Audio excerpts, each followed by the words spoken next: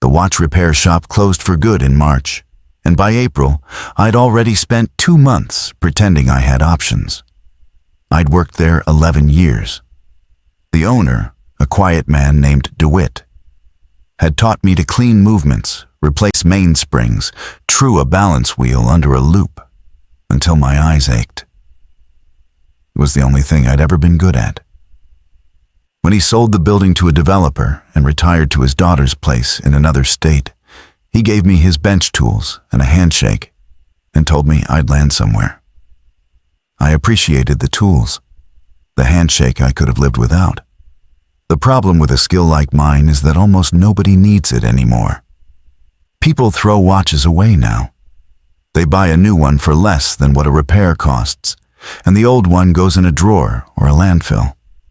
I sent my resume to 3 jewelers in the city. 2 never answered. The third told me they only carried smartwatches and didn't do service work in-house. So I did what you do. I applied for things I didn't want. Warehouse picking, overnight stocking, a call center that wanted me to read a script and not deviate from it. I'm not too proud for any of that. I'm proud of very little at this point in my life. But none of them called back either. And the math at home was getting hard to ignore. I'm 53. I rent a 1-bedroom over a laundromat, which means my floor is always faintly warm and smells faintly of dryer sheets, which I've decided I don't mind. My car is a 16-year-old sedan with a transmission that hesitates between second and third, like it's thinking it over. I have a daughter, grown, who I don't talk to as much as I should, for reasons that are mostly my fault, and that I won't get into here because they don't have anything to do with what happened.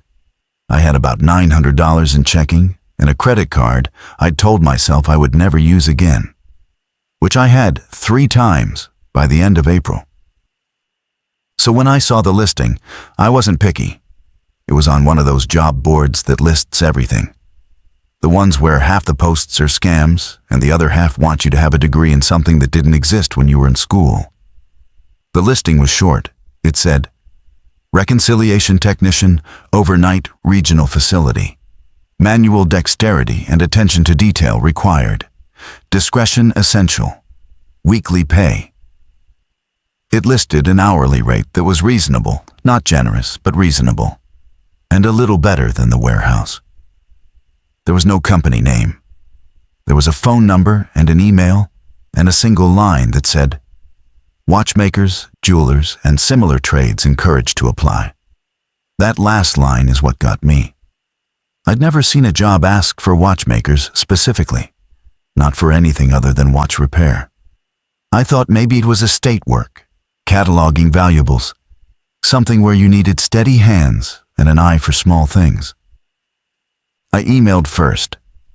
I got an automated reply that gave me a number and a window to call, between 9 and 11 at night, which struck me as odd but not alarming. People work strange hours. I work strange hours now, so I understand it better than I did. I called at 9:15. A man answered. He had one of those flat, careful voices that doesn't tell you anything about the person behind it. He didn't give his name. He asked if I was the one who'd emailed about the reconciliation job, and I said I was. He asked about my background, and I told him. 11 years at a watch shop, certified on a couple of movement types, comfortable with small tools and detailed work. He listened without saying much. Then he asked 3 questions in a row that I still think about. He asked if I had any trouble being alone for long stretches. I said no. He asked if I considered myself a person who finished tasks even when they got tedious. I said yes. That's most of watchmaking. Tedium with stakes. He seemed to like that answer. Then he asked if I'd ever lost something valuable and never gotten it back, and how I'd handled it. I didn't know what that had to do with anything. I told him my father's wedding ring had gone missing when I was a teenager, that we never found it, that my mother cried about it for a week and then never mentioned it again. There was a pause on the line, longer than the question deserved. Then he said that was a good answer, and he asked if I could start Monday. I asked what the work was, exactly. He said I'd be reconciling inventory at a regional lost property facility. Items that came through the transit system, the airports, the bus terminals, the rail lines, anything that got turned in and never claimed. He said it all ended up in one place eventually, and that place needed someone to go through it, verify it against the records, and process what couldn't be returned. He said it was quiet work, mostly, and that I'd be on my own for most of the shift, except for a handover at the start and end. He told me to bring 2 forms of ID and to wear closed-toe shoes. He said the facility didn't allow phones on the floor, that I'd lock mine in a locker at the start of each shift, and that this was non-negotiable. I said that was fine. I'd have agreed to almost anything. The address was on the southern edge of the city, in a district of warehouses and freight depots, where the streets are wide and empty at night, and the streetlights are the orange kind that make everything look like an old photograph. I drove out on Monday evening to find the place before my first shift so I wouldn't be late, which is a habit I have. The building was long and low, 2 stories brick that had been painted gray a long time ago, and was now the color of a storm cloud. There was a loading dock on one end with the bay doors shut. There was a small parking lot with a chain-link fence and a gate that stood open. A sign by the entrance said, Metropolitan Transit Authority Central Recovery and Property Annex. Underneath, smaller, it said, by appointment only. There was no indication that anyone was inside, except for a single light over the main door and the faint glow of fluorescent tubes behind a few of the upper windows. I almost left. I'm not going to pretend I had some feeling about the place. I didn't. What I had was the very ordinary urge of a tired man to turn around and go home and not start a new overnight job at the edge of nowhere. But I thought about the credit card and the transmission and the $900 that was now closer to $6. And I parked. And I sat in the car for 10 minutes. And then I drove home and slept badly and came back the next night to start. The man who met me at the door wasn't the man from the phone. This one introduced himself as Petrak. He was somewhere in his 60s, broad through the shoulders in a way that had gone soft, with reading glasses pushed up on his forehead and a cardigan that had seen a lot of winters. He shook my hand, which the phone man hadn't offered to do even in voice. And he seemed glad to see me in a tired sort of way. The way you're glad to see the person who's going to relieve you. He walked me in through a small front office with a counter and a closed service window, the kind they have at the DMV, and then through a heavy door into the main floor. The smell hit me first. And I want to describe it accurately because it became one of the constants of the job, the thing I noticed every single night when I walked in. It smelled like luggage. That's the closest I can get. It smelled like the inside of 1,000 suitcases, that particular blend of vinyl and old fabric and other people's lives. Underneath that there was dust and the chemical sweetness of whatever they used to fumigate incoming items, and something colder and mineral that I eventually decided was just the concrete and the age of the place. It wasn't a bad smell. It was a sad smell, if a smell can be sad. It smelled like things that had been left behind. The floor was enormous. Rows of steel shelving ran the length of the building, taller than me, packed with items in clear plastic bins. Each bin had a tag. The aisles were numbered, and the bins were numbered, and there were thousands of them. Suitcases were stacked in their own section, hundreds of them, in rough order by size, with paper tags wired to the handles. There were bicycles hanging from a rack on the far wall. There were musical instruments in cases, There were boxes of phones and chargers and reading glasses and umbrellas. So many umbrellas. A whole shelving unit of nothing but umbrellas. There were stuffed animals. There was a wedding dress in a garment bag hanging by itself on a hook, which I noticed because it seemed like the kind of thing a person would move heaven and earth to recover. And yet there it was. Petrak walked me up and down a couple of aisles while he talked. He had a way of talking that was both thorough and bored. The way people talk about a job they've done so long they could do it asleep. He explained the basic flow. Items came in from collection points all over the region. They got logged at intake, photographed, tagged, and shelved. Owners had a window to claim things, usually 90 days, sometimes longer for high-value items. After the window closed, unclaimed property went through a process he kept calling reconciliation, which was my job. I'd take the items whose claim windows had expired, pull their records, verify that the physical item matched the record, and then process it for disposal, which meant auction for the valuable things, donation for the usable things, and destruction for the rest. It sounded simple.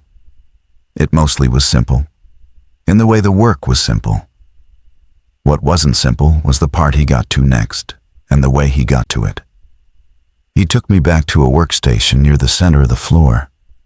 It was an old wooden desk, scarred and solid, with a green shaded lamp and a magnifying glass on a swing arm, the kind I'd used at the watch shop, and a desktop computer that had to be 15 years old, beige and yellowed, running software that looked older than the computer. There was a label maker. There was a stack of forms and a wire tray. There was a coffee maker on a side table with a pot that had clearly never been cleaned to the bottom, and a tin of the cheapest coffee you can buy, the kind that comes in a can and tastes like the can. Petrak gestured at the coffee and said I was welcome to it, and then he said, in the same flat tone, that he'd recommend it, because staying awake mattered more here than I'd think. Then he handed me a laminated sheet.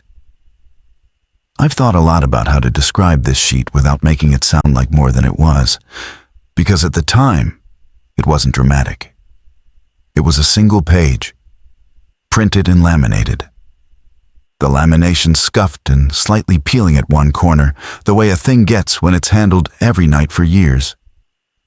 At the top it said, in plain type, Reconciliation Floor Procedures. Below that was a numbered list. There were 9 items. I'm not going to pretend I memorized them on the first night, because I didn't. But I came to know them better than I know my own phone number. And I'll set them down the way I eventually came to understand them. The first one said to verify every item against its record before processing, no exceptions, even if the item appeared worthless. The second said that any item whose record could not be found should be set aside in the gray bin and never processed on the same shift it was discovered. The third said not to open any sealed personal container, suitcase, bag, box, unless the record specifically authorized inspection. The fourth said that if an item's tag and its record disagreed, the record was correct and the tag was to be reprinted. The fifth said never to remove an item from the floor for any reason. The sixth said that the intake door at the rear of the floor was to remain closed and locked during all overnight shifts, and that no deliveries occurred overnight. The seventh said that any item bearing the name of a current or former employee was to be reported, not processed, and left on the desk for the morning handover. The eighth says not to answer the service window after the front office was closed. The ninth said simply, if you find your own name, do not finish your shift early. Call the handover number and wait. I read them twice, the way you do when a list is both completely mundane and slightly off in a way you can't place. Most of them made obvious sense. Verify before you process. Don't open private bags without authorization. Keep the doors locked. Standard institutional caution. The kind of language that gets added to a procedure sheet after some incident, some lawsuit, some loss. The way the warnings on a ladder accumulate over the years until the ladder is more warning than ladder. But a few of them snagged. The 7th and the 9th especially. The 7th I could rationalize. In a facility full of lost property, sometimes an employee loses something too. And you'd want a process so nobody could be accused of helping themselves to inventory. That made sense, but the 9th bothered me, because it was specific in a way the others weren't. If you find your own name, not just any employee, yours. I asked Patrak about it. He was rinsing out a mug at the little sink in the corner, and he answered without turning around, which I'd learned was how he answered the questions he didn't want to answer. He said it almost never came up. He said the facility had a lot of items, more than I could imagine, coming through from the whole region for decades, and that names repeat, and that sometimes you'll be processing a tagged item and the name on the record will happen to be yours, or close enough to spook you. And the rule was just there, so people didn't panic and make a mistake. He said panic causes mistakes, and mistakes here were expensive. And the rule was about preventing mistakes. Then he dried the mug and set it on the rack and said, in the same breath, that in his 19 years, he'd seen it happen exactly twice. And both times, it had turned out to be a coincidence. And both times, the person had reported it and gone home and come back the next night, and everything had been fine. I noticed two things about that answer at the time, and I want to be honest that I noticed them. Because later, I tried to tell myself I'd walked into this blind, and I hadn't, not entirely. The first thing I noticed was that he said it almost never came up and then immediately said he'd seen it twice in 19 years, which is almost never, but it's not never, and he'd chosen to mention it. The second thing I noticed was that he said both times everything had been fine, but he didn't say what happened to the items, and he didn't say the names of the people. And there was something in the way he stacked the reassurances that made them feel less like reassurance and more like a story he'd told himself to keep working there. But I needed the job. I want to be clear that I keep coming back to that, not as an excuse, but because it's the actual mechanism, the actual reason a person stays somewhere. Their gut tells them to leave. It's not bravery, and it's not stupidity. It's arithmetic, so I said it sounded fine, and I asked him to show me the workflow. And he did. The workflow was this. Each night, the system generated a list of items whose claim windows had expired since the last shift. I'd print the list. For each item, I'd go to its shelf location, pull the bin or the bag or the suitcase, bring it to the desk, pull up its record on the beige computer, and verify. Verification meant checking that the photographs matched, that the description matched, that the dimensions and weight and contents listed matched what I had in front of me. For sealed containers, I wasn't to open them. Just confirm the exterior matched the intake photo and that the seal was intact. Once verified, I'd enter a code that moved the item into one of 3 queues: auction, donation, destruction, based on a value assessment that the system mostly made for me. Then I'd print a new disposition tag, attach it, and move the item to the corresponding staging area near the loading dock.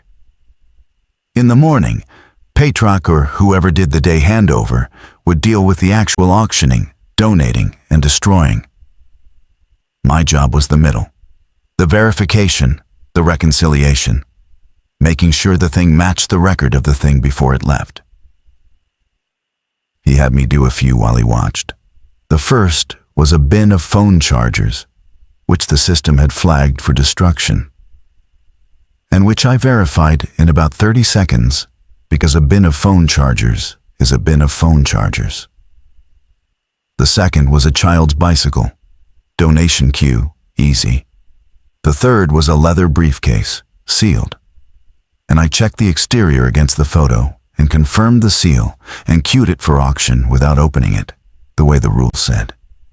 Petrak nodded along. He said I had good hands, which I knew, and good attention, which I also knew, and that I'd be fine. He said the work was 80% boredom and 20% paperwork, and that the trick was to keep moving, keep the coffee coming, and not let yourself sit and think too much in the small hours, because the small hours in a place like this would get into your head if you let them. I asked him what he meant by that. He shrugged and said it was a big, quiet building full of other people's things, and that at 3 a.m, your mind does what minds do. He said you hear the building settle and you start assigning meaning to it. He said the best thing was to stay busy and stay on the desk and follow the sheet. Follow the sheet, he said again, and tapped the laminated page where it sat on the desk. He said the sheet had been written by people who'd worked here before him, and that every line on it was there for a reason, even the ones that didn't make sense, and especially the ones that didn't make sense. He said the ones that didn't make sense were the ones somebody had learned the hard way. Then his relief, a younger guy named Cobb, who did the early morning hours before the day staff came in, showed up. And Petrak gathered his things. And before he left, he showed me one last thing. He took me to the corner of the floor near the desk, where there was a single gray bin, larger than the others, sitting on the floor by itself, not on a shelf. It was the gray bin from Rule 2, the one for items whose records couldn't be found. It had maybe a dozen things in it: a camera, a set of keys, a few small boxes, a man's hat. Petrak said that whenever I came across an item I couldn't find a record for, it went here, and I left it here, and I didn't process it, and I noted it in the shift log, and the morning crew dealt with it. He said it didn't happen often. He said the system was good, and almost everything had a record. But every now and then, something turned up that the system didn't know about. And when that happened, you didn't try to figure it out yourself. You just put it in the gray bin and wrote it down, and let someone else worry about it. I looked in the bin while he was talking. The keys looked like ordinary house keys. The camera was an old film camera, the kind nobody uses anymore. The hat was just a hat. None of it looked strange. What was strange was the idea that these things had come into a facility designed to track everything. And the facility didn't know they existed. They'd been turned in by someone, logged by someone, shelved by someone. And yet when you pulled their record, there was nothing, as if they'd arrived without arriving.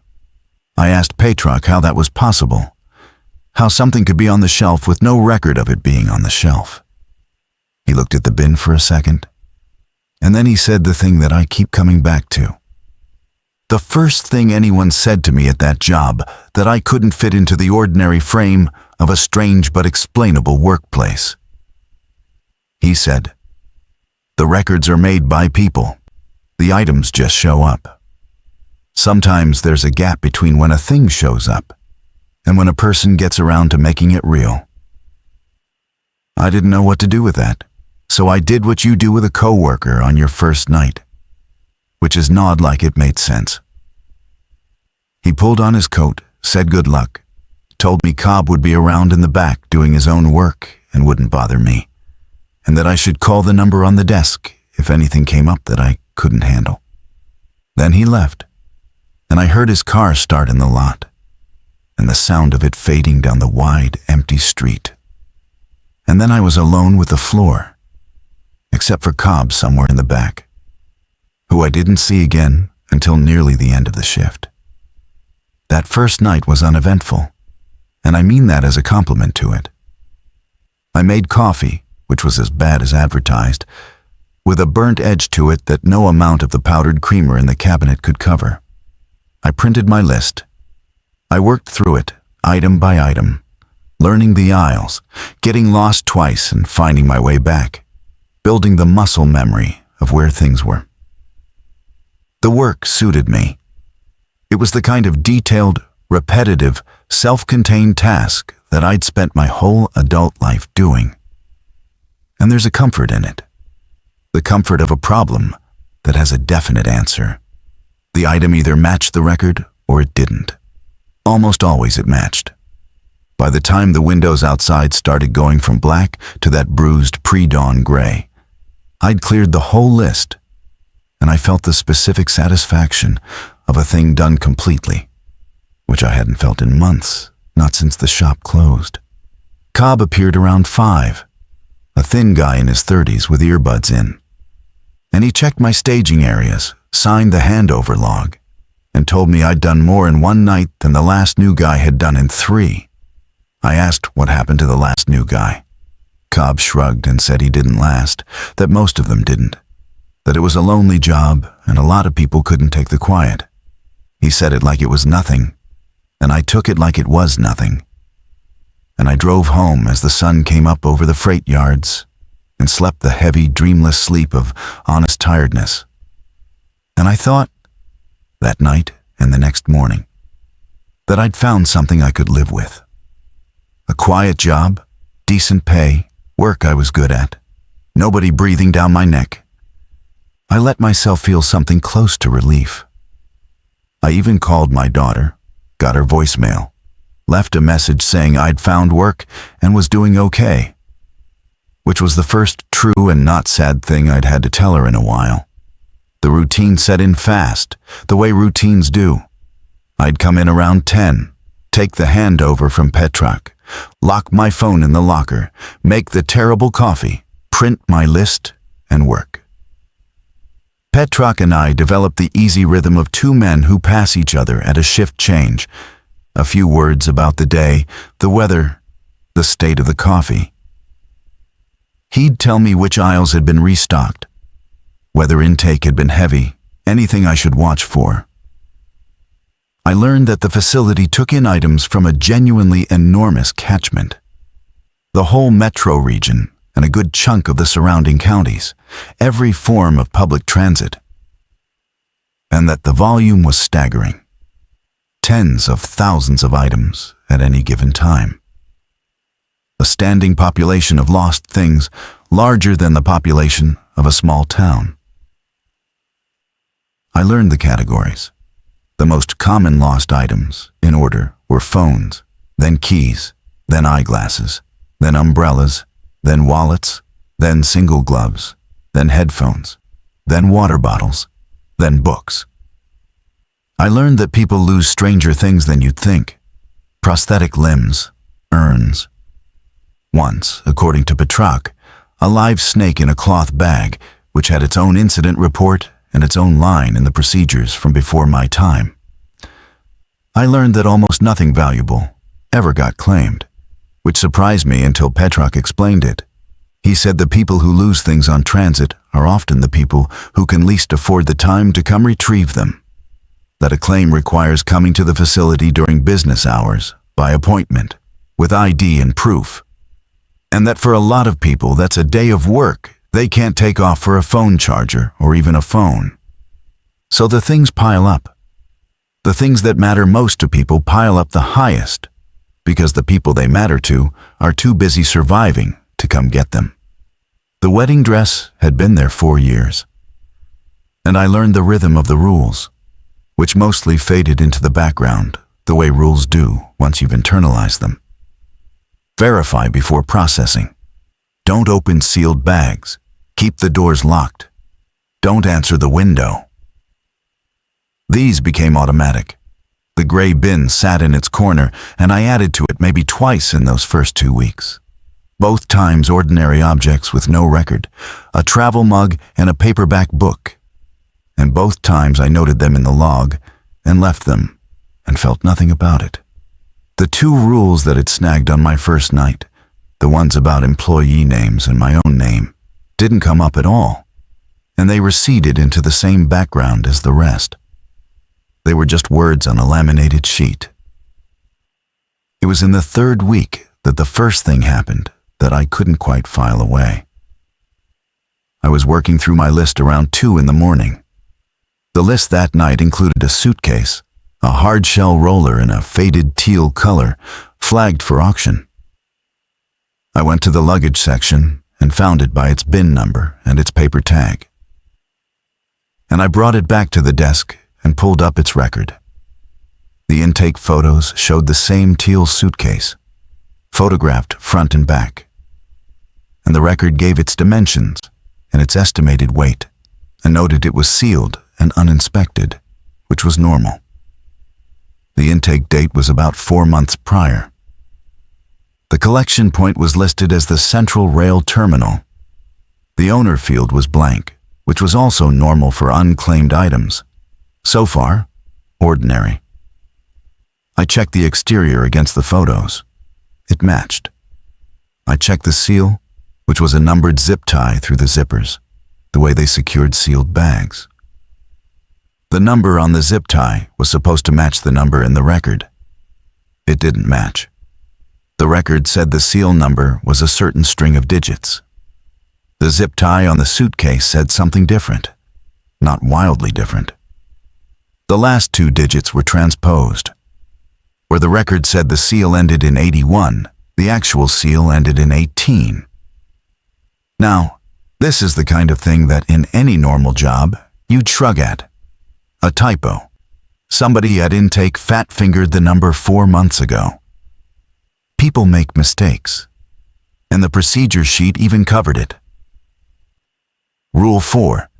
If the tag and the record disagree, the record is correct, and the tag is to be reprinted. Except this wasn't the tag.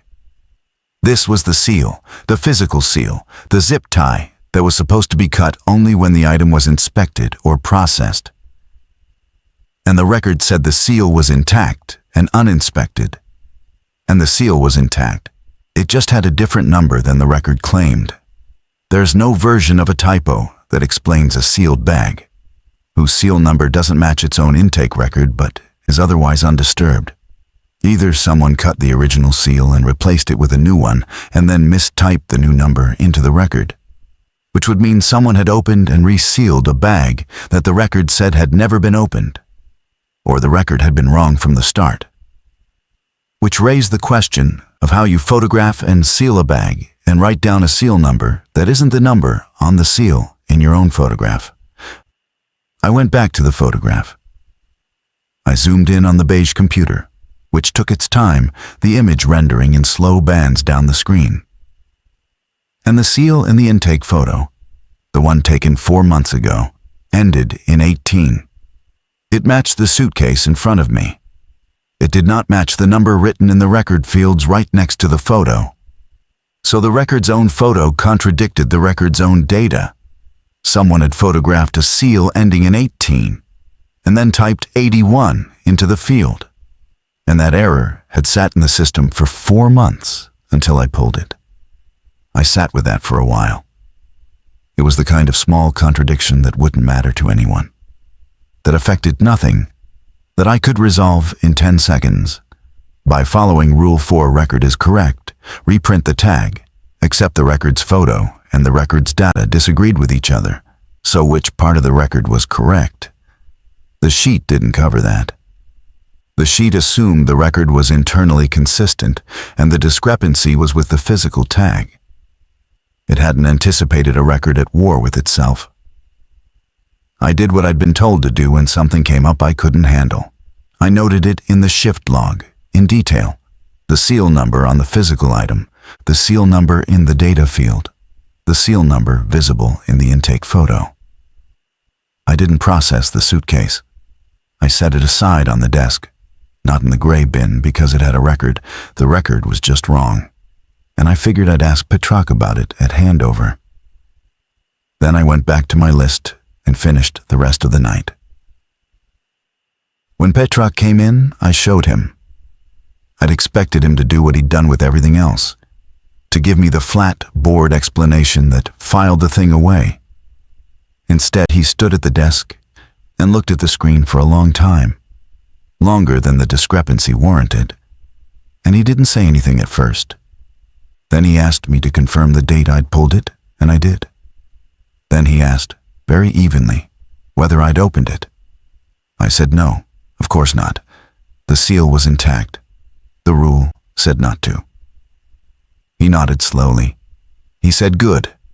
He said to leave it with him, that he'd handle the reconciliation on this one personally. That sometimes a bad record needs to be corrected at a level above the floor, and it wasn't anything I'd done wrong. He said it twice, that it wasn't anything I'd done wrong, which I hadn't been worried about until he said it, and then I was. I asked him, because I couldn't help it, how a record's photo and its data could disagree. He gave me a version of the thing he'd said the first night. He said the records are made by people, and people are tired. And at 3 a.m, a person typing seal numbers into a database will transpose digits. And it's not a mystery. It's just fatigue. And the system is old and doesn't catch it. Which would have satisfied me completely if he'd said it the first night, casually, the way he said everything else. But he didn't say it casually. He said it carefully, the way you say a thing you've decided to say. And he kept his hand on the suitcase, the whole time resting on the teal shell, like he was keeping it from going anywhere. And when I left that morning, the suitcase was still on the desk, and Petrak was still standing over it, and he said goodnight to me without looking up. I told myself it was fatigue. His and the intake clerk's, both. I told myself the way I'd later realize I told myself a lot of things, which is to say firmly, repeatedly, and against a quiet internal resistance that I'd gotten very good at ignoring over the years. I had a lot of practice ignoring quiet internal resistance. It's how you stay in a marriage 2 years longer than you should, and how you don't call your daughter, and how you keep a job at the edge of the city in a building full of abandoned things. You get good at the firm, repeated telling. The teal suitcase was gone the next night. I looked for it on the desk, half expecting it, and it wasn't there. And the shift log entry I'd made about it had a line added in Petrak's handwriting that said simply, resolved at handover. Record corrected. Item processed. I checked the system out of curiosity, pulled the suitcase's record, and found that the seal number field now matched the photo, ending in 18, and the item showed as processed to auction, dated that morning. So he'd fixed the data to match the photo and the physical seal, which is what I would have done, and he'd put it through, and that was that. A small thing. Resolved. I let it go. I had no reason not to. Except that over the next week, I started noticing the seal numbers. Once you've seen a thing, you can't unsee it. And I'd started checking seal numbers carefully on every sealed item, comparing the physical zip tie to the data field to the intake photo, all three. And most of the time, all three agreed, the way they should. But it wasn't always. Over the course of that week, I found 3 more sealed items where the record's data field disagreed with the record's own photo. A duffel bag, a musical instrument case, a cello by the size of it, a cardboard box sealed with tape and a numbered tag. 3 more in 1 week, after I'd worked 3 weeks without consciously noticing a single one, which told me either that I'd been missing them all along, which was possible, I'm not perfect, or that they were more common than fatigue could explain, or that I'd somehow started attracting them, which was a stupid thought, an irrational thought, the kind of thought Petrak had warned me the small hours would put in my head. Items don't attract anything. They sit on a shelf. The discrepancy was either there or it wasn't, and my noticing it didn't change the shelf. I logged all 3. I left all 3 for Petrak, and all 3 got the same treatment resolved at handover, record corrected, item processed, in his handwriting by morning. He never seemed annoyed that I kept finding them. If anything, he seemed to expect them. By the 3rd one, he'd stopped asking whether I'd opened them, and started just nodding when I pointed them out, taking the log from me, saying he'd handle it. And I started to get the feeling, which I couldn't have defended to anyone, that finding these discrepancies and reporting them was, in some way I didn't understand, the actual job. Not the verifying, not the processing, the finding. That the whole apparatus of the reconciliation floor, the lists and the bins and the beige computer, was a machine for surfacing these small contradictions and routing them up to Petrarch. And whoever was above Petrarch, and that I was a component in that machine, a sensor, a man with good hands and good attention placed at a desk in a building full of lost things, specifically to notice when a record disagreed with itself. I want to be careful here, because this is the point where, telling it now, I can hear how it sounds, and I want to stay on the side of what I actually observed versus what I later came to believe. What I actually observed in that 4th week was this: small contradictions in the records of sealed items, more frequent than fatigue should produce, all routed up and quietly resolved without explanation. That's it. That's all I had. Everything else was the feeling. And I've learned not to fully trust the feeling, the way you learn not to trust the feeling in any job that gets into your head at 3 a.m. But then there was the night with the camera. It was a slow night, a short list, and I'd finished early enough that I had an hour to kill before Cobb showed up, which Petrarch had told me to fill with whatever, organizing, cleaning, restocking, as long as I stayed on the floor and stayed off my phone, which was locked away anyway. So I decided to do something I'd been meaning to do, which was to go through the gray bin and recheck the items in it against the system, in case any records had since appeared. It seemed useful. It seemed like initiative.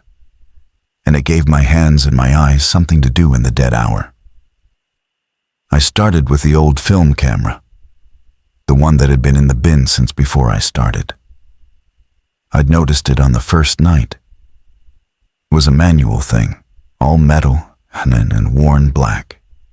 The kind that takes 35mm film, with a lens that still had a little fungus blooming at the edge of the glass, the way old lenses do when they've sat in damp. There was no record for it. I'd checked before. But when I picked it up this time, turning it over to read the serial number off the bottom plate, the way I'd read serial numbers off watch movements for 11 years, I noticed something I hadn't before, because I hadn't handled it before. I'd only looked at it sitting in the bin. There was film in it. The little window on the back, the frame counter, showed it was partway through a roll. 11 exposures. Someone had taken 11 photographs and then lost the camera, or abandoned it. Or it had been turned in by someone who'd found it. And it had ended up in the gray bin with no record. And there were 11 pictures sitting undeveloped inside it that no one had ever seen. I should have put it back. The rule about not removing items from the floor was clear.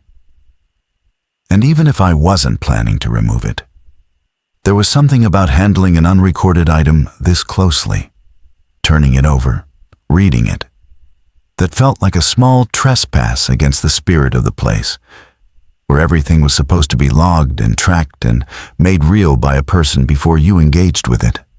But I'm a person who fixes things.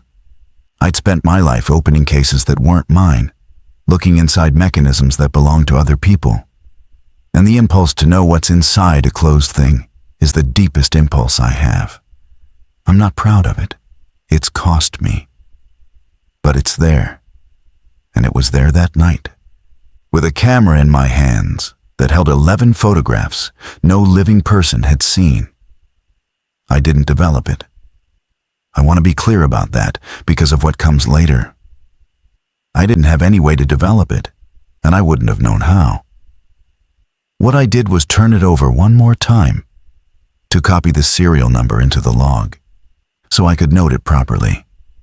And that's when I saw the engraving. On the bottom plate, near the serial number, somebody had engraved initials and a date. the way people used to engrave their valuables against theft. The engraving was small and worn, but legible under the desk lamp. And I read it the way you read anything, automatically, before the meaning catches up. The initials were mine. Not similar to mine. Mine. The same 3 letters, in the same order. And the date engraved beside them was a date I knew, because it was the date my father gave me my first camera.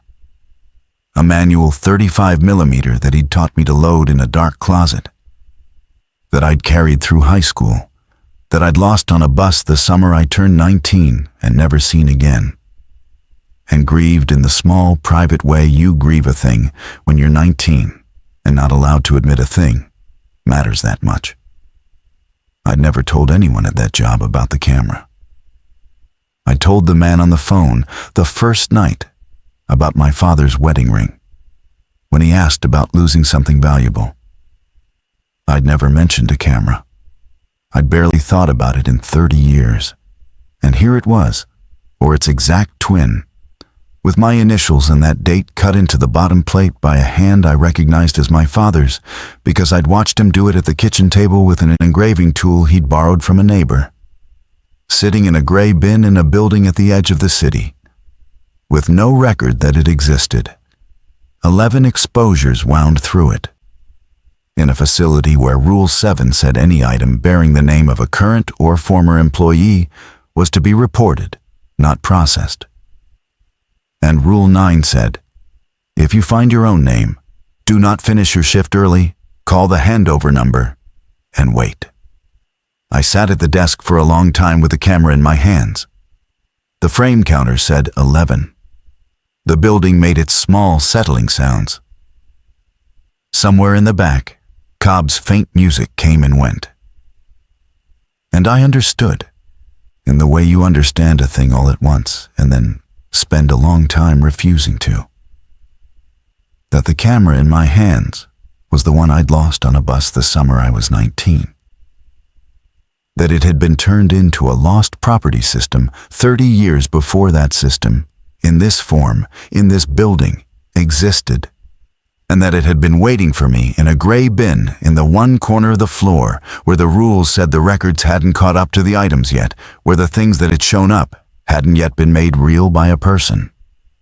And I understood that I was the person, that this was, somehow, the job, and that the only rule left that I hadn't yet had reason to follow was the one I was now going to have to decide about. With the phone locked in a locker 30 feet away, and Cobb in the back, and the sky outside still fully dark, my own name in my hands, asking me whether I was going to call the number and wait, or whether I was going to do the thing I have always, every time, in every life I've had, eventually done, which is open the closed thing and look inside. I didn't open it. I want that on the record. For whatever a record is worth, in a place that taught me records can't be trusted. I sat there with the camera in my hands, and the frame counter showing 11, and I thought about the dark closet my father had used to teach me how to load film. The towel jammed under the door, his voice in the dark telling me to feel for the sprockets. And I thought about how badly I wanted to see what was on that roll. And then I thought about the fact that I was 53 years old, and broke, and sitting in a building that had a rule with my name in it. And for once in my life, the second thought won. I put the camera back in the gray bin.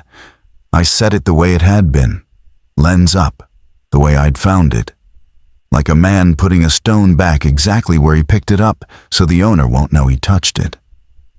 Then I did the other thing the rule told me to do, which was not finish my shift early. There was nothing left on my list. I'd cleared it an hour before, but I didn't go to the locker and get my phone and leave. I sat at the desk and I drank the bottom of the pot, which by then was less coffee than the memory of coffee, bitter and lukewarm, and I waited. I told myself I was waiting for Cobb. That was a lie I could mostly believe. I was waiting because Rule 9 said wait, and Rule 9 had been written by someone. And I'd started to take seriously the idea that the someones who wrote those rules had learned them the way Petrarch said, the hard way, and that the hard way in this building was not the kind of hard way you recover from. I didn't call the number. That was the first place I deviated. And I've gone back and forth on whether it mattered. The rule said call the handover number and wait. I waited. I didn't call. I told myself it was 4 in the morning, and the number probably went to a voicemail, and what was I going to say? That I'd found a camera with my initials on it. That I sounded like a man who'd let the small hours into his head exactly the way Petrarch warned me not to. I told myself I'd tell Petrarch in person at handover, which was only an hour off. And that was the same as calling, basically. It wasn't the same as calling. I know that now. The rule didn't say report it at handover. It said call. There was a reason it said call and not report it later. And the reason is that some things in that building are time sensitive in a way that a person who'd only worked there 5 weeks couldn't have understood. And by choosing the version of the rule that let me sit quietly with my discovery instead of the version that made it real to someone else right away, I made a choice. I want to be honest that it was a choice. It felt like prudence at the time. A lot of cowardice feels like prudence at the time. That's what makes it work. Cobb came in at his usual time, earbuds in, and he did his usual circuit of the staging areas. And I watched him from the desk, and I thought about telling him. He was the only other person in the building. But Cobb had made it clear from the start that he wasn't a person you told things to. He kept his earbuds in even while he talked to you. One in, one out. Like he was always halfway back to whatever he listened to. When he came by the desk, I said casually, trying for casual, that I'd been going through the gray bin during the dead hour. He stopped. He took the other earbud out. That was the first time I'd seen him take both out. He said, "You went through the gray bin." I said, "Yeah, just rechecking the items against the system, seeing if any records had shown up." He looked at the bin in the corner, and then he looked at me, and he said, in a flatter voice than I'd heard from him, "Don't do that." I asked why. He said because the gray bin isn't yours to inventory. He said the gray bin is Petrarch's. He said the things in the gray bin are there because they're waiting. And you don't speed up something that's waiting. You don't make it real before it's supposed to be real. And going through it and reading serial numbers and writing them in the log is exactly the kind of thing that makes a thing real before it's time. Then he put both earbuds back in, which was him ending the conversation. And he went to sign the handover log. And I noticed he didn't write his usual 2-word note. He wrote a longer one. I couldn't read it from where I sat, and I didn't try. I went home that morning, and I didn't sleep. I lay on the warm floor of my apartment with the laundromat humming underneath me, and I tried to build an explanation I could live in. The best one I could manage went like this. The camera was a coincidence. There were millions of those cameras made. The initials were common, 3 of the more common letters in the alphabet, in an order that probably matched 10,000 other people in this region alone. The date was a coincidence too, or close to a date that just happened to mean something to me. And my tired brain, primed by the rules, by the talk of names, by 5 weeks of small contradictions, had taken an ordinary engraved camera and dressed it up as mine. Because that's what tired brains do at 4 in the morning, in a building full of other people's grief. That was the explanation. I worked on it for hours. I almost got it to hold. What broke it was the engraving tool. Because here's the thing I couldn't argue away. My father didn't engrave the camera with a normal engraver. He'd borrowed one from a neighbor, an old electric one with a worn tip. And the tip had a defect, a tiny burr, that put a little hook on the bottom of every vertical stroke. I'd watched him do it. I'd run my thumb over those letters 1,000 times as a teenager, the way you do. an absent habit, feeling the little hook at the base of each line. And the engraving on the camera in the gray bin had the hook. I'd felt it under my thumb without thinking about it, the same way I'd felt it 30 years ago. And my hand had known it before my head did, the way my hands always knew a movement before I'd consciously identified it. You can argue a coincidence of initials. You can argue a coincidence of dates. You cannot argue a coincidence of a specific defect in a specific borrowed tool that left a specific hook on a specific set of letters that my own thumb had memorized in childhood. That was my camera. Not one like it, mine. The one I lost on the number 12 bus the summer I was 19. That I'd told no one about in 30 years. That had no business existing, let alone existing in a gray bin in a building at the edge of the city with 11 exposures still wound through it. I went back the next night. Of course I went back. I needed the money, and by then I needed to know. And I'd stopped being able to tell those two needs apart, which I think is exactly the condition the job was designed to produce.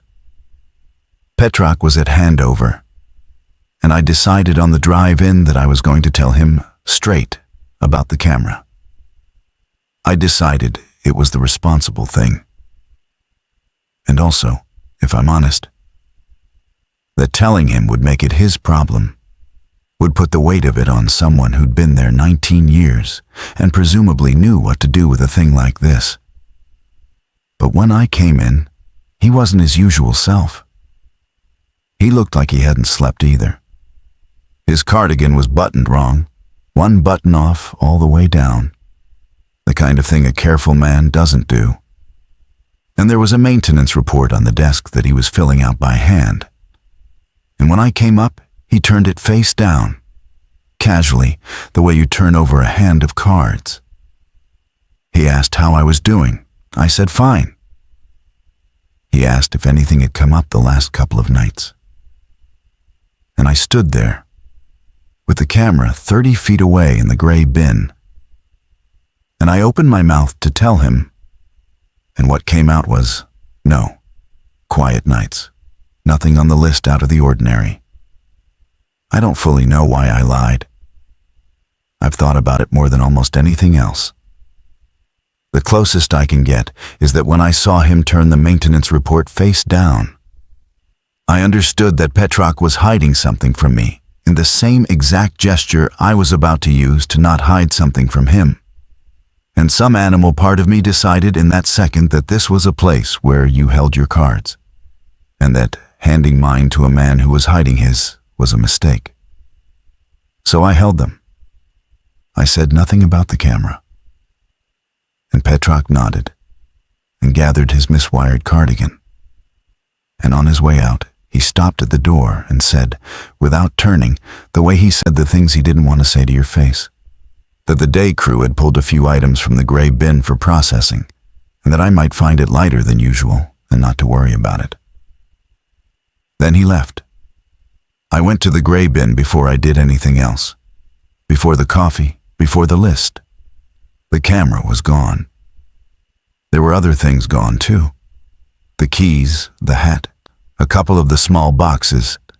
The bin was down to maybe half what it had held. And there was a fresh entry in the shift log, not in Petrak's handwriting and not in Cobb's. A hand I didn't recognize, small and even, that listed the gray bin items pulled for processing by their descriptions. And there, in the middle of the list, in that even unfamiliar hand, was one film camera, 35 millimeters, no record, processed per directive. Processed per directive. Not resolved at handover. Not record corrected. Processed per directive. A phrase I'd never seen in the log before. I stood there a long time. The thing about working with your hands your whole life is that you develop a relationship with objects, with the idea that an object is a settled fact, that a thing either exists or it doesn't, that you can pick it up and turn it over and know it. And the camera had existed. I'd held it, I'd felt the hook under my thumb. And now the log said it had been processed per directive, which meant, in the language of that building, that it had been auctioned or donated or destroyed. That my camera, the one I lost at 19, the one with 11 photographs I'd never see, had been made real long enough to be processed and then sent back out of existence in whatever direction processing sent things, all in the span of one day, while I slept on a warm floor building an explanation I couldn't keep. And the rules made sense then, in the way Petrak had promised, which is to say all at once and too late. Rule 2. The item with no record goes in the gray bin and is never processed on the same shift it's discovered. I'd thought it was a fraud prevention rule, a cooling off period. But that wasn't it. The rule wasn't protecting the inventory from the worker. It was protecting the worker from the item. An item with no record was a thing that had shown up but hadn't been made real yet. And the rule was telling you not to be the one to make it real, not to handle it, not to read it, not to write its serial number in a log. Because the act of making it real had a cost, and the cost landed on whoever did the making. I'd made the camera real. I'd picked it up and read its serial number and felt the engraving and understood that it was mine. And in doing that, I'd pulled it out of the waiting state the gray bin held things in, and into the state where it could be processed. And then it had been processed. Per directive. Rule 9 made sense too. And this is the one that kept me at the desk that whole night, doing no work at all. If you find your own name, do not finish your shift early. Call the handover number and wait. I'd read it as superstition, as a kindness to spooked employees. But sitting there, I understood it as a procedure with a function. And the function was that finding your own name was a specific event with a specific protocol.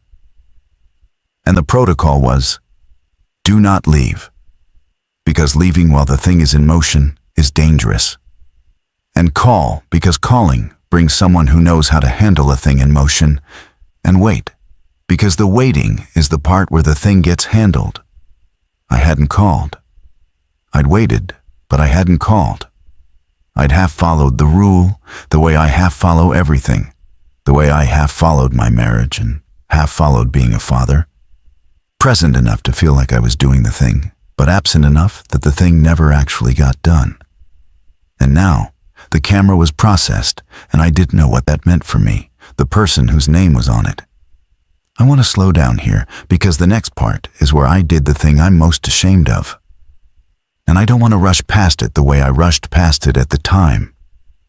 That night, with no list to work because I couldn't make myself work, I started going through the system, not the gray bin, the system, the beige computer.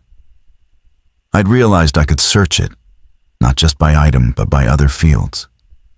And I started searching for my own name in the owner field, which is almost always blank for unclaimed items, but isn't always, because sometimes an item comes in with ID, with a name on it, with a luggage tag, and the name gets entered. I searched my full name, and I got a hit. One hit, an item, a suitcase, sealed, uninspected, intake about 6 weeks before I started working there, which is to say it had come into the building before I'd ever heard of the building, before I'd answered the listing, before the man on the phone had asked me about losing something valuable. Collection point, the Central Rail Terminal, the same as the teal suitcase. Claim window, still open, barely, with about 2 weeks left. Owner field, my name. My full legal name, spelled correctly, the way it appears on the 2 forms of ID I'd brought on my first night. I went and found it. It was in the luggage section, in its bin location, exactly where the system said it would be. A hard shell roller, dark gray, scuffed, ordinary. The kind of suitcase a million people own. The kind I might own. The kind I did own actually, because I had one almost exactly like it in the back of my closet that I hadn't used since the last family trip before the divorce. I brought it to the desk. I pulled up its full record. The intake photos showed the same gray suitcase, front and back. The seal was a numbered zip tie through the zippers. I checked the seal number against the record. And here's the part that made my hands go cold, that made me sit down because my legs didn't feel reliable. The seal number on the suitcase matched the record, and the seal number in the intake photo matched both. All three agreed. There was no discrepancy. This was a clean record, a perfect record, the kind I'd verified 1,000 times.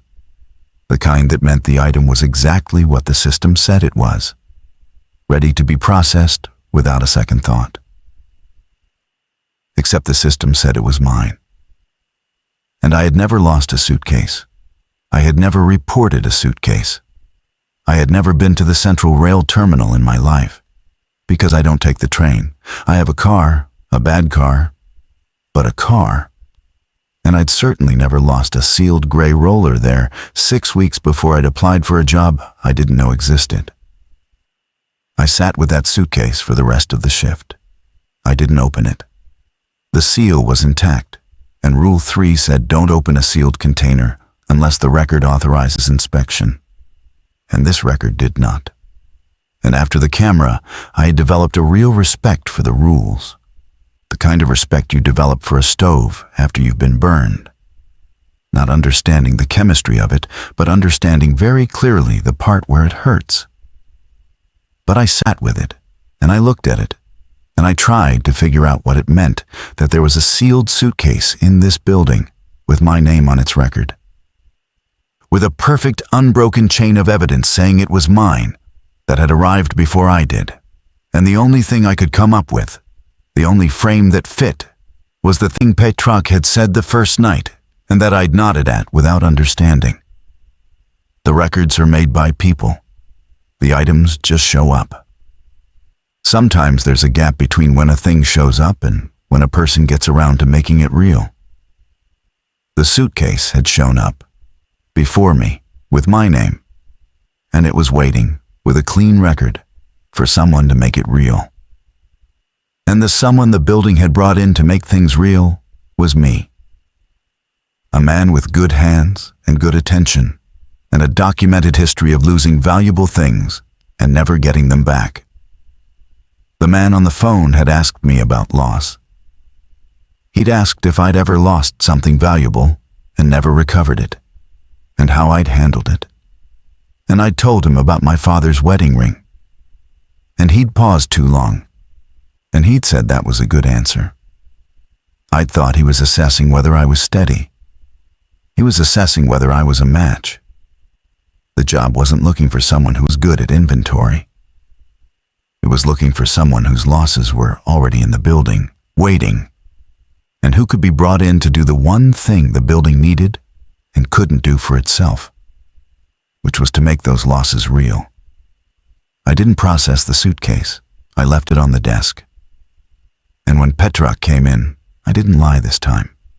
I'd run out of lies, or out of the energy to maintain them. I showed him the record. I said, "This is mine. This is my name. I never lost this. I've never been to the rail terminal. Explain this to me." And Petrak looked at the screen, and he looked at the suitcase, and he sat down in the chair across from the desk, which he never did. He always stood, and he took his glasses off his forehead and folded them and held them in his hands. And he said, "All right." He said, "All right, I'll tell you what I can, which isn't everything, because I don't know everything. 19 years, and I don't know everything." He said the building wasn't always a lost property facility. He said it had been other things. Before the transit authority took it over, it had been a records depository. And before that, going back, it had been something else. He didn't know what. The deeds for the land had a gap in them, the way the camera had a gap in the system. He said the lost property operation was real. The items were real. The people who lost them were real. The auctions and donations and destructions were all real and audited and legitimate, and that 99% of the work was exactly what it appeared to be. A tired institution managing a river of other people's forgotten things. But he said there was a percent that wasn't that. He said the building took in more than was turned in. He said things showed up, things that no collection point had logged, that no person had carried in, that simply appeared on the shelves overnight or in the gray bin or sometimes in the system, as records without items or items without records, and that these things were always losses, specifically losses, things people had lost and grieved and let go of. And he said the building's appetite, if that was even the word, he winced at the word, was for the making real. That a lost thing existed in a kind of in-between state, half forgotten, half held, and that the building wanted those things resolved one way or the other, processed, made real, and then sent on, and that it couldn't do that itself because the making real required a person, a specific kind of person, someone with a hand for objects and a history of loss and the particular ability to look at a thing and know it for what it was. I asked him what happened if you didn't. If you just left the things waiting. He said the building got loud. That was the word he used, loud. He said the small hours got worse, the contradictions multiplied. The records started fighting each other. The seal numbers stopped matching. The printers ran. The things in the gray bin started turning up in places they shouldn't. And that the only thing that quieted it down was processing, was a steady hand at the desk making losses real and sending them on. A few a night, the way you feed a fire to keep it from going out and burning down the room instead. He said the discrepancies I'd been finding, the seal numbers, were the building getting loud, and that every time I'd found one and reported it and he'd resolved it, what he'd actually done was process the underlying loss, quiet that particular voice, and that I'd been helping him do it for weeks without knowing, which was how it was supposed to work, which was how it had worked for him for 19 years, and for the people before him. I asked about the people before him. I asked what happened to the workers whose own names came up. Because Rule 7 and Rule 9 existed, which meant it happened, which meant the building's appetite sometimes turned on the people feeding it. Petrock put his glasses back on. He said that was the part he liked least. He said that a person who works the desk long enough becomes, himself, a kind of object in the building's accounting. That the building starts to hold your losses the way it holds everyone else's. That the camera I'd found was my loss, surfaced, brought up out of wherever the building keeps these things, and put in the gray bin where I'd be sure to find it, because the building had decided I was ripe, that I'd been there long enough, that my losses were ready to be made real. He said the suitcase was the next one. He said he didn't know what was in it.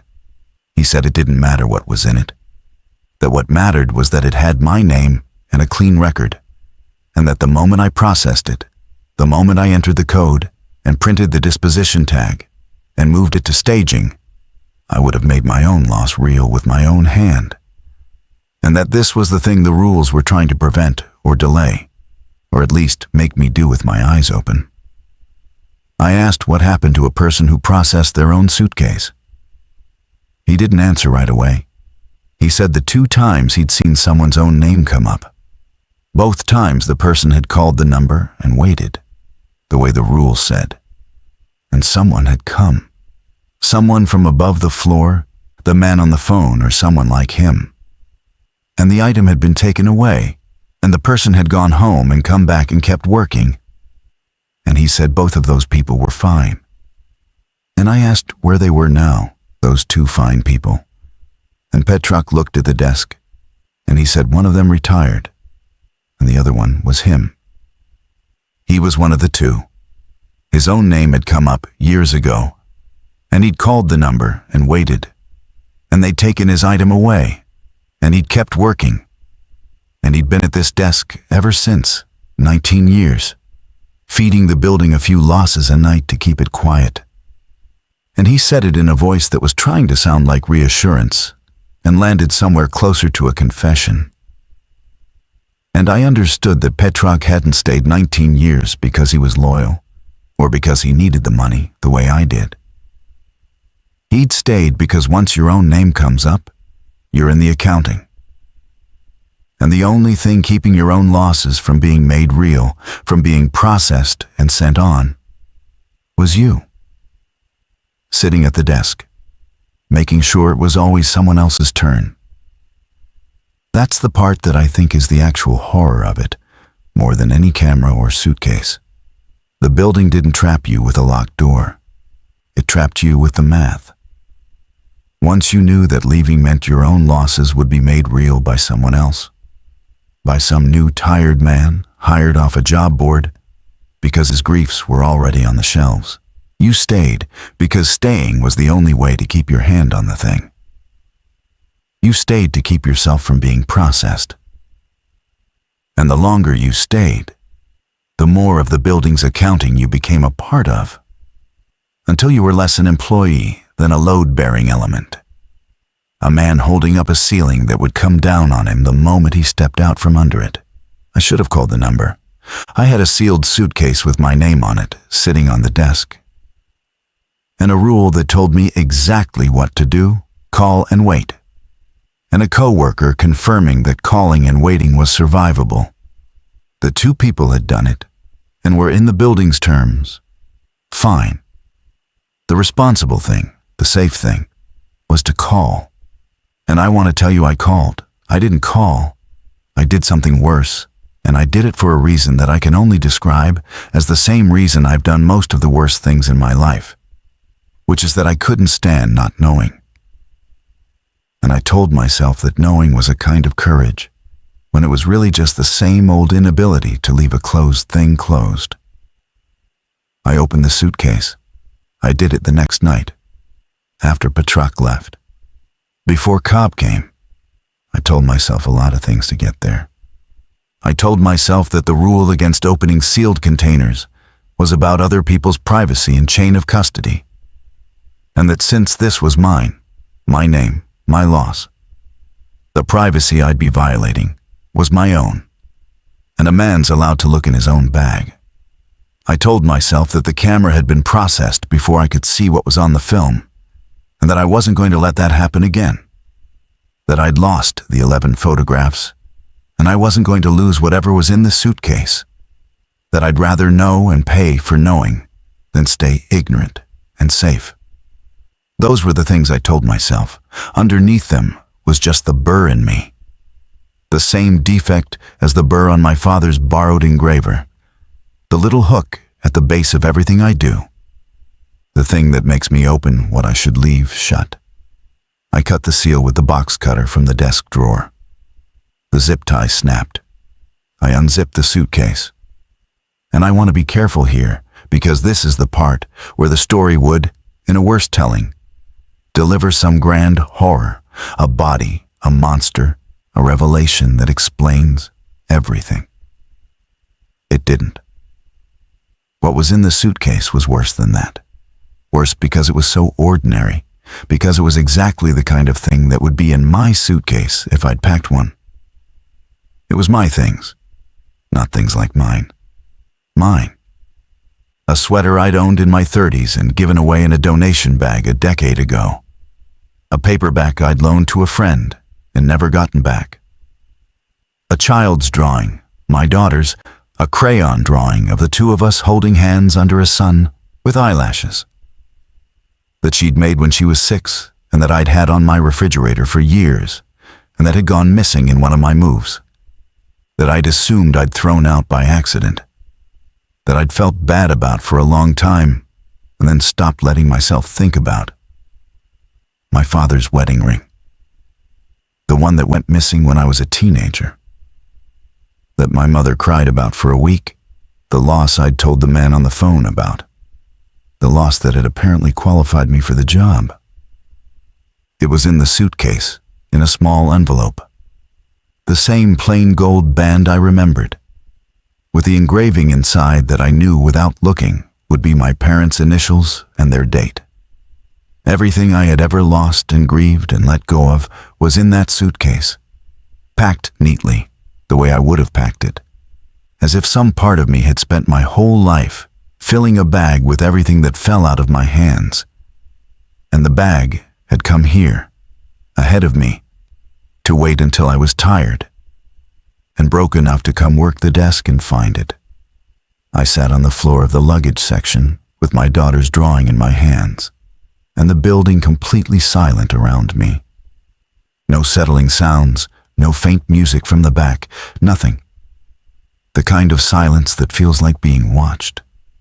And I cried, which I hadn't done in years, not at the divorce, not when my mother died. And I cried over a crayon sun with eyelashes because it was the first thing I'd gotten back, the first loss reversed. And because I understood even while I was crying that getting it back was the trap, that the building had shown me the one thing it knew I couldn't put down, and that whatever happened next was going to happen because I'd been unable to leave a bag closed. And then I heard Cobb. Not his music, his voice, calling my name from the floor, from over by the desk. And there was something wrong in it, something high and careful. And I got up with the drawing still in my hand, and I came around the end of the aisle, and Cobb was standing at the desk looking at the open suitcase and the cut seal. And he wasn't wearing his earbuds. And his face was the face of a man looking at a fire that's already too big to put out. He said, "You opened it." He said it not as a question. He said, "You opened your own item." And I started to explain, started to say it was mine, that I had a right, and he held up his hand and said, "Stop." And he said, "Listen to me." And for the first time in 5 weeks, Cobb said more than 10 words to me in a row. He said that an item with no record in the gray bin was the building offering you something, and that you could decline it by leaving it alone, by not making it real, and that I'd already failed that test with the camera, but that the camera had been a small thing, a tester, a way for the building to find out whether I was the kind of man who'd pick up what he found. He said an item with a record and my name, sealed, was a different thing. He said that one wasn't an offer. It was a transaction, and that there were 2 ways the transaction could go.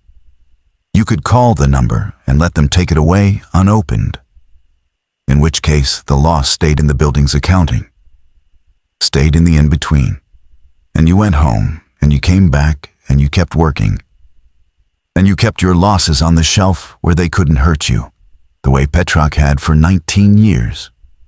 Or you could open it, and if you opened it, you took your losses back. You made them real and yours again, every single one, the drawing and the ring and the sweater and all of it. And the building gave them to you. Gladly, because the building wanted them made real. That was the whole point. That was the appetite. But the building didn't give, without taking. Taking your losses back out of its accounting created a gap. And the building closed gaps the way it always did. It found something else to put in the empty place. A loss to replace the losses you'd reclaimed. And it didn't pull that replacement out of nowhere. It pulled it from whoever was closest to the transaction, whoever was in the building, whoever's hand was nearest. I asked him what that meant. I had the drawing in my hand. He was looking at me, and behind him, on the beige computer, the screen had changed. I could see it past his shoulder. The system was open to a record, a new record, generating itself line by line, the way the suitcase photos had rendered in slow bands, a new item being made real in the building's accounting. And the owner field on the new record was filling in, letter by letter. And it wasn't my name. It was Cobb's. He saw me looking. He turned and looked at it himself. And he didn't run. And he didn't shout. And I think that's the thing I'll carry the longest. that Cobb, who'd worked that desk longer than me and understood it better than me, looked at his own name generating itself in the system and just exhaled. Slow, like a man who'd known for a long time that this was how it would end, and was almost relieved to finally be at the part he'd been dreading. He said, "You took yours back, so it took mine." He said it without much in it, not angry, just stating the reconciliation. And he said, "The new guy always opens the bag." He said it almost to himself. He said, "Petrak warned them. Petrak always says hire the ones whose losses are deepest because they're the most reliable at the desk. But the ones whose losses are deepest are the ones who can't leave a bag closed. And they always open it. And it's always someone else who pays." He said it had been him who paid for the worker before me, a different gap, a different transaction. And that he'd stayed on after as the early shift, because once you've been part of a reconciliation, you don't really leave either. You just move to a different chair. And now it was his turn to be the one made real. And the next new guy would do for someone else what I'd just done for nobody. Because the drawing in my hand wasn't worth what it cost. And I'd known that even while I was reaching for it. I want to tell you I did something. I want to tell you I closed the suitcase, put everything back, somehow reversed it, gave my losses back to the building to spare Cobb. I thought about it. I actually moved toward the suitcase to start putting things back in. The ring, the sweater, with some panicked idea that I could undo the transaction by repacking the bag. Cobb stopped me. He said it didn't work like that. He said once it's open, it's open. Once it's made real, it's real. You can't unring it. The gap is already there and already filling. And the only thing putting my things back in the bag would accomplish is making the building decide I'd reneged. And he didn't know what the building did to a person who reneged, but he knew it was worse than the clean version of what was happening to him. He said, "Keep the drawing." He said it flat. He said, "You paid for it. Keep it. Don't waste it." And then he did the thing that I will not be able to explain to anyone for the rest of my life. The thing that makes this not a story I can tell at all. Because there's no version of it where I come out as a person who did the right thing. He told me to go to the locker, get my phone, and leave. He said the reconciliation was his now. It was in the system, it had his name.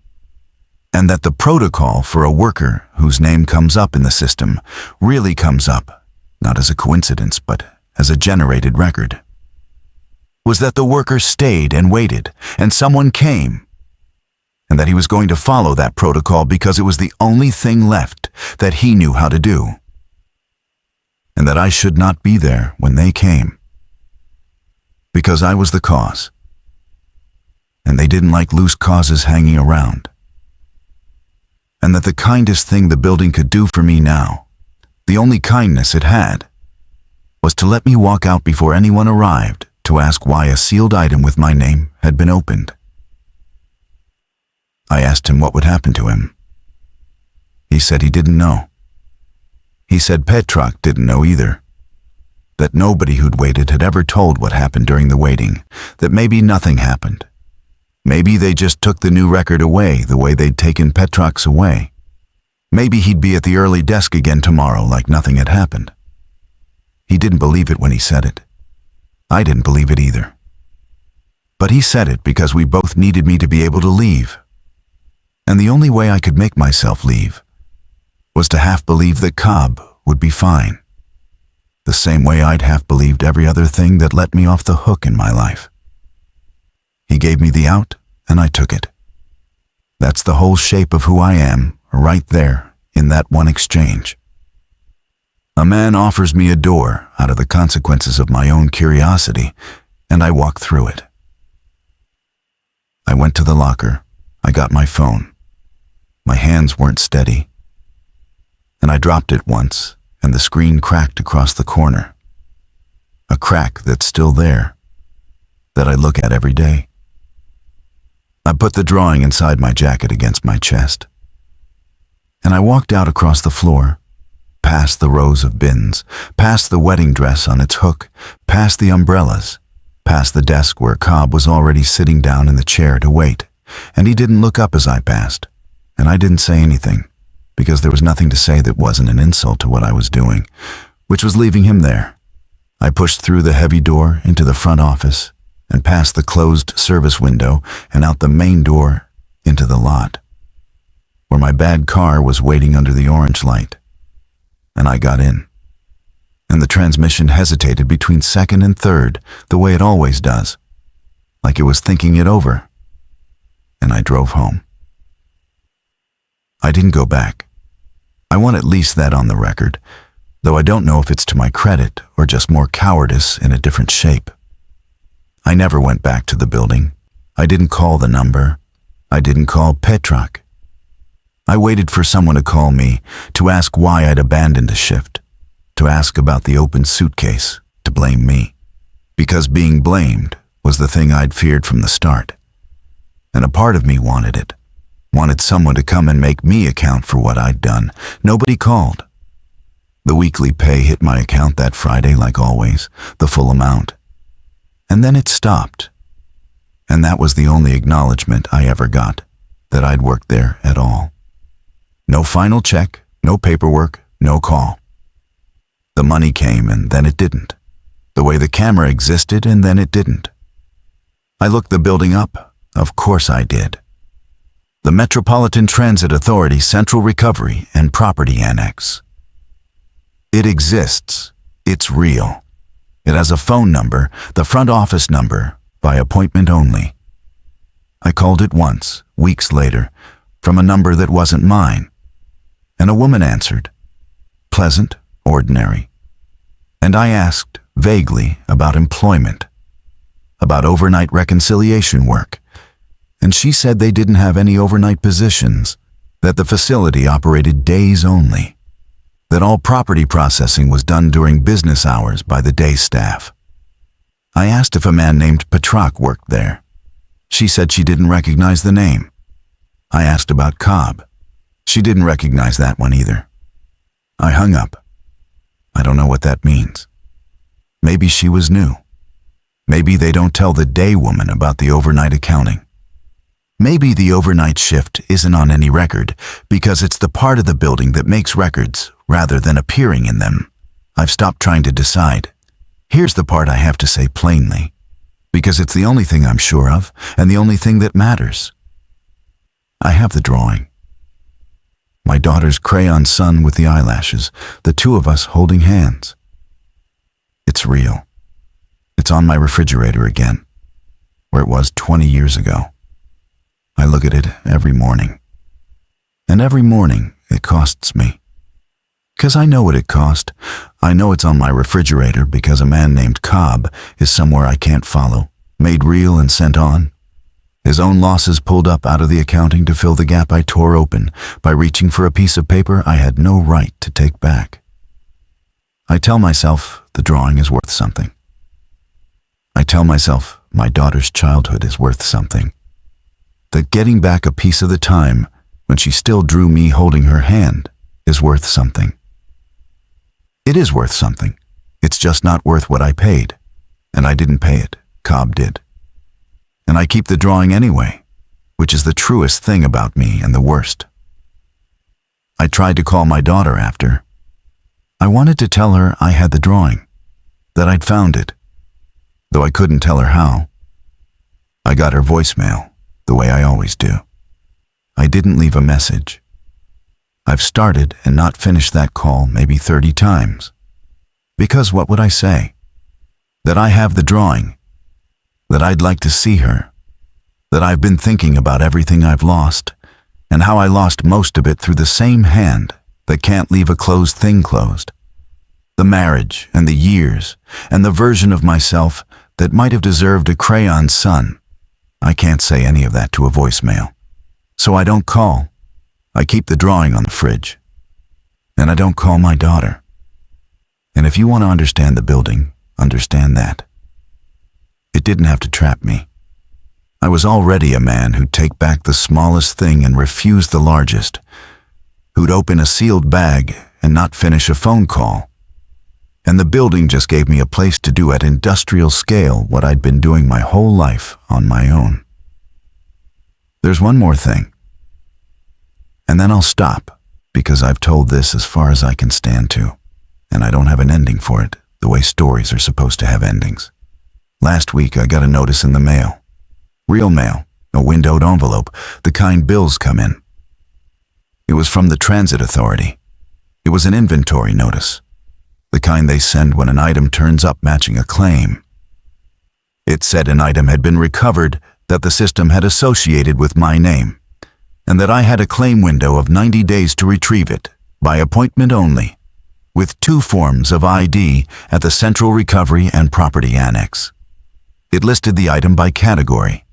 It said, photographic film, developed 11 exposures. The camera was processed. I saw the log entry myself, processed per directive. But the film inside it, the 11 photographs I never got to see, the ones from the summer I was 19, apparently weren't destroyed when the camera was. They were developed by someone at some point. And now they're sitting in a building at the edge of the city with my name on them, with a clean record, sealed, waiting, with a claim window that's still open, counting down, and a phone number I know better than my own, and a rule I know exactly how to follow this time. Call the number and wait. Don't open it. Leave it on the shelf where it can't hurt anyone. I haven't decided what I'm going to do. That's the truth, and it's the worst truth. Worse than anything I've told you. Because after everything, after Cobb, after what I know it costs, I am sitting here with a notice on my kitchen table next to a daughter's drawing I can't earn. And I'm thinking, the way I've always eventually thought about every closed thing in my life, that I would really like to see what's on that film.